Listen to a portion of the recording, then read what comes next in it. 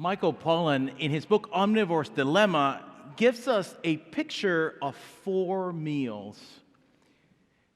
The first meal is what he calls the industrial meal, and it's a meal that we're deeply familiar with. It's a meal that's based upon big agribusiness. This is the meal that we're most familiar with by fast food. Now most of us, Americans, don't like to admit to this, but we eat a lot of fast food. And so that meal has high sugar, a lot of corn in it, and that meal feels really good at first, but long term it's really not best for our bodies. That's the first meal.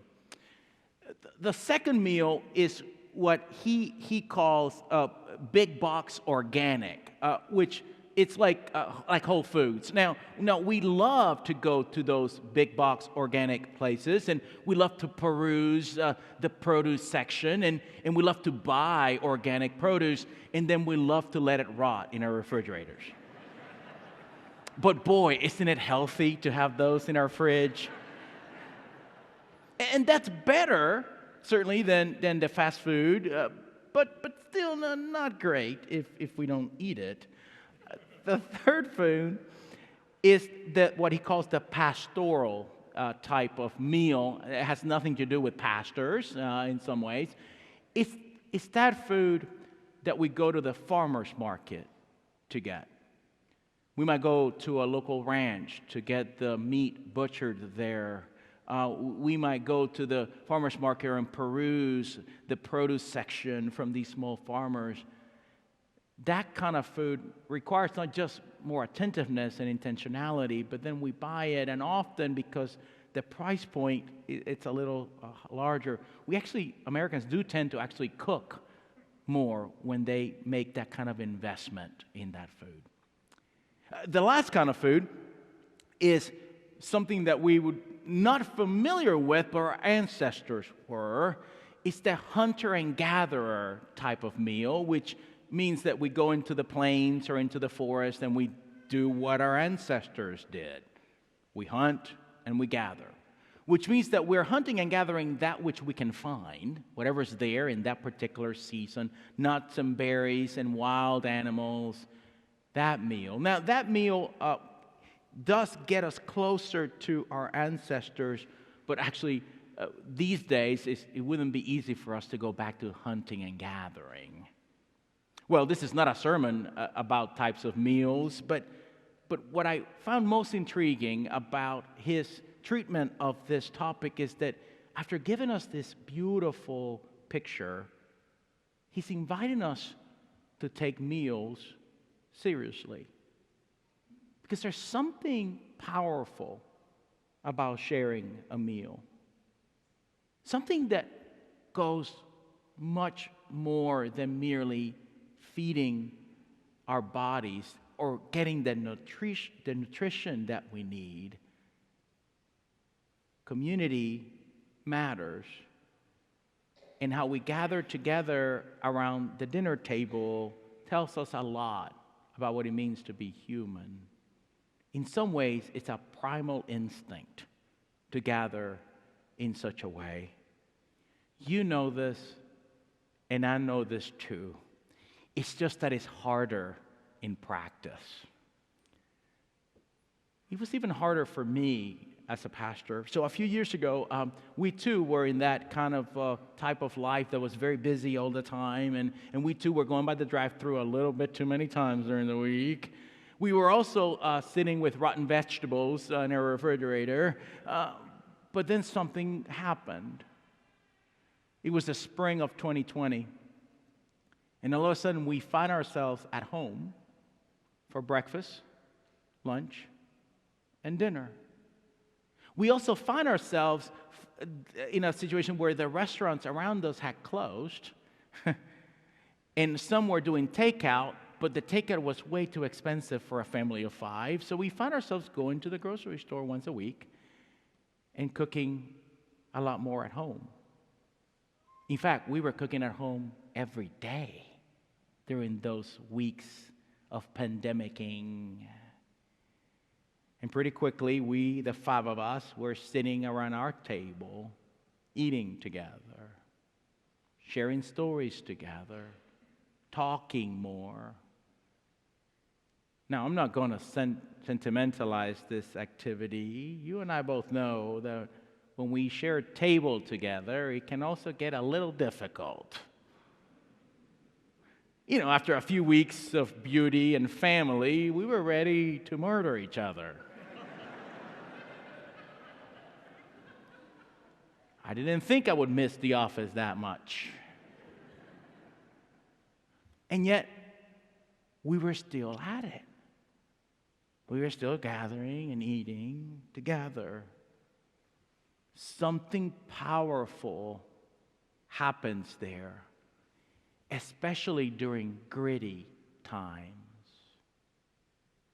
Something else happened in that summer. If you remember, May, June of that year, a lot of the anxieties and the fears of a whole nation bubbled up to the surface. A lot of some of the racial kind of tensions that have been there from the beginning of time rose to the surface. And all of a sudden, the differences that we had for one another began to put a pressure on us, and things began to look really, really difficult all around us. And many of us were wondering, what are we going to do? And so we began to see something emerging later that fall into early 2021 that was actually quite interesting. In fact, some of my colleagues in other parts of the country began to gather around table with people unlike them to have difficult conversations together. In other words, the meal becoming a place of healing, of forgiveness, of conversation. Now, what seemed novel during that difficult time is actually not novel at all. And it's true, sometimes in the middle of difficulty, that we think of ideas that are actually quite ancient ideas. We think it's novel.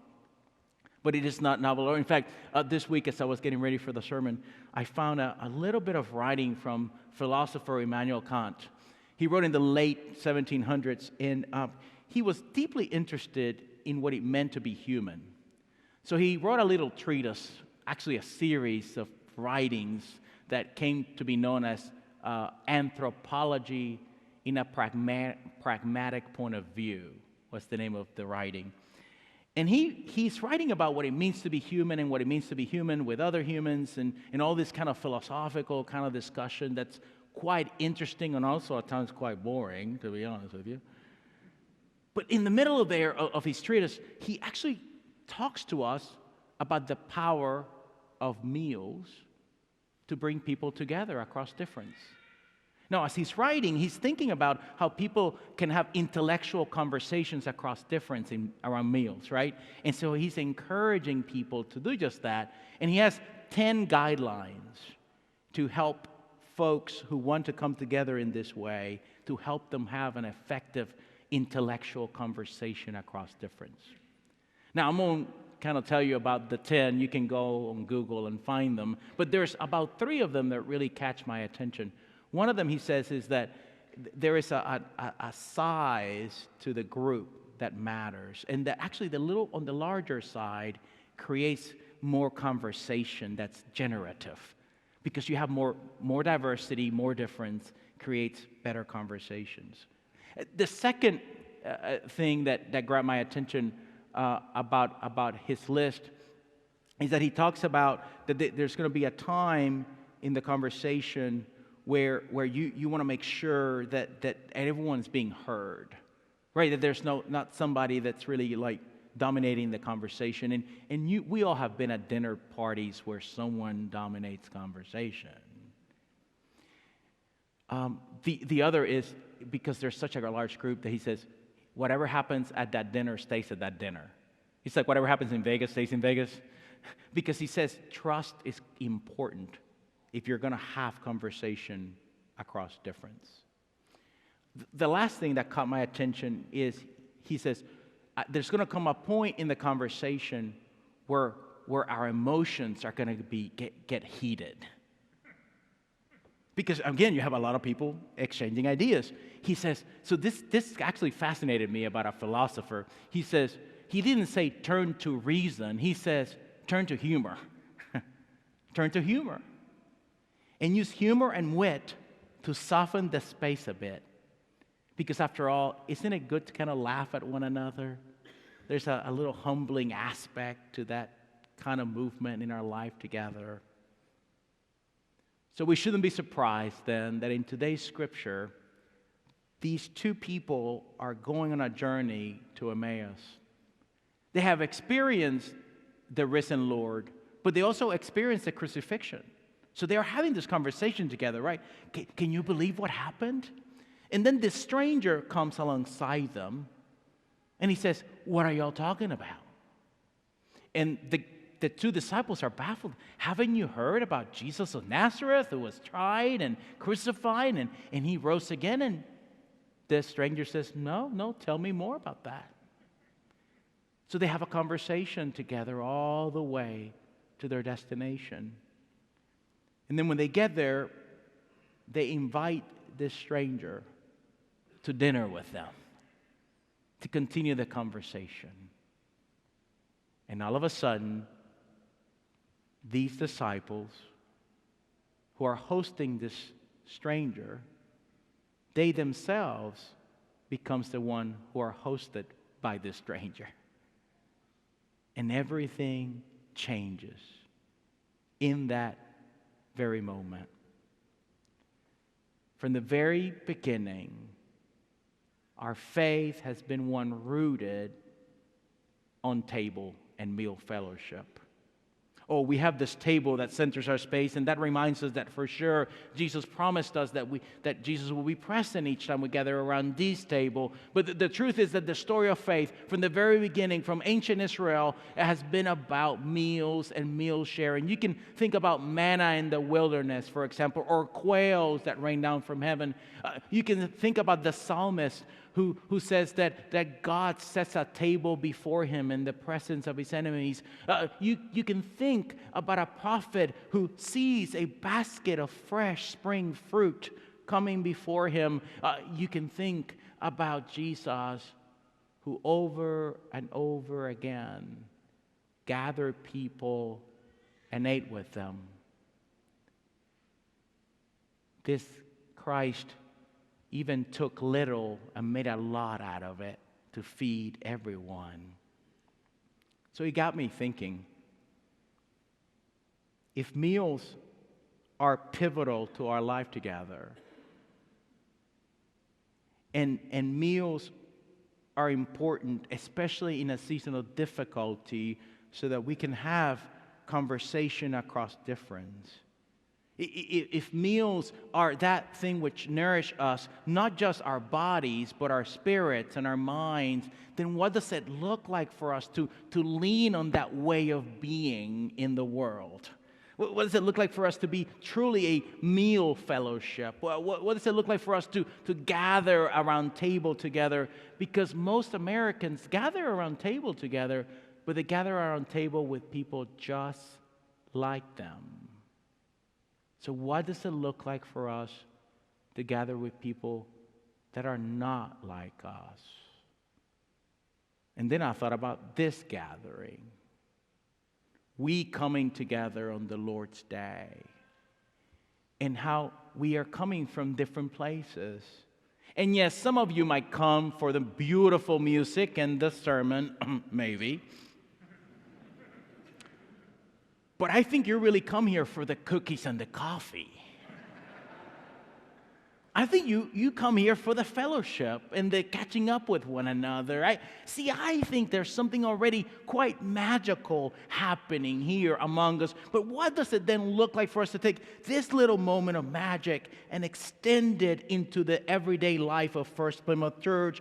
What would that look like? And that's when a beautiful song came to mind from singer-songwriter Brandy Carlisle. And she says, I want a house with a crowded table, a place by the fire for everyone. Oh, a crowded table. Now, I think First-Plymouthers are about this thing. We are about a crowded table. We are about a place by the fire for everyone. Don't we say that every time we enter into worship? We say, whoever you are and wherever you are on the journey, you're welcome here.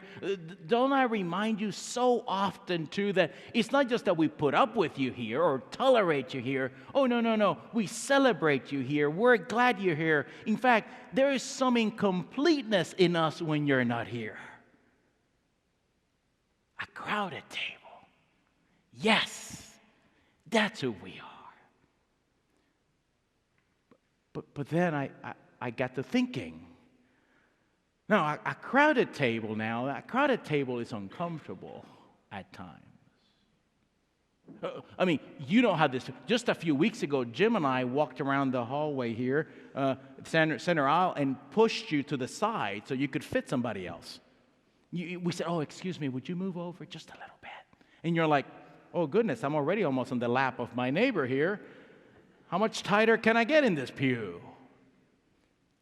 A crowded table means that we're going to have to learn to live together in good days and in bad days, in agreement and in disagreement. Oh, a crowded table.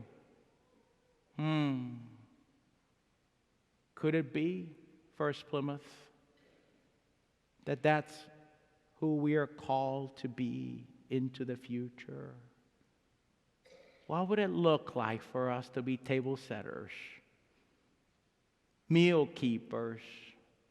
What would it look like for us to walk out these doors week after week and extend this crowded table into the world? I have a hunch that if we do just that, we're not just going to continue the crazy and exciting and radical ministry of Jesus into the world, which that's amazing and awesome, and we should. But if we practice this crowded table, what happens is that we too are transformed. We too are renewed. We too have encounters.